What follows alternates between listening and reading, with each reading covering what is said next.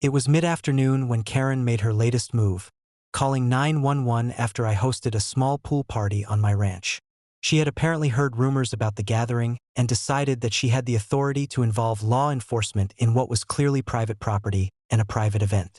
What she didn't know was that several high-profile guests were attending, including members of the governor's family, and every moment was being recorded on the ranch's security system.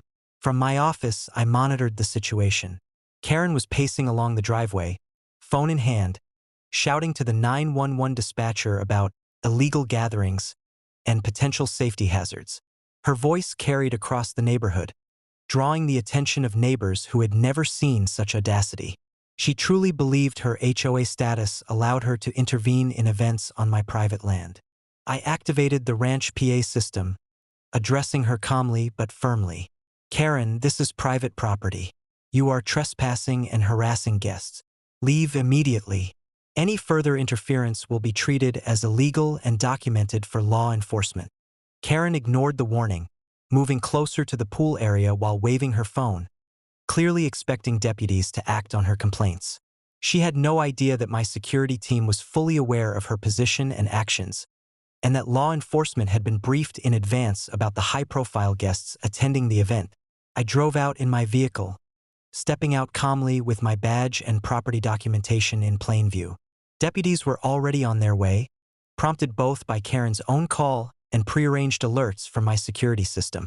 Karen's confident stance faltered slightly when she realized she might be facing more than just verbal resistance. She tried to argue, insisting that HOA rules gave her the right to control access to the pool. I calmly responded, "This is private property. Your claims are baseless. You are trespassing, harassing guests, and misusing emergency services." The deputies arrived moments later and immediately verified my ownership, confirming that all actions by Karen were unauthorized. Her claims dissolved under the weight of law and property rights. Security footage clearly showed her approach, her 911 calls, and her repeated attempts to interfere with the event. Meanwhile, my guests, including the governor's family, observed from a safe distance, unaware of the full scope of the confrontation. Karen's face turned red as her bravado melted into panic and embarrassment. Her attempt to manipulate law enforcement and intimidate private citizens had completely failed. I ensured that my guests remained secure while the deputies escorted Karen off the property.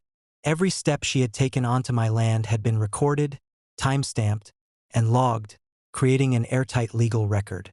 The HOA board was notified immediately, and Karen's privileges were permanently revoked.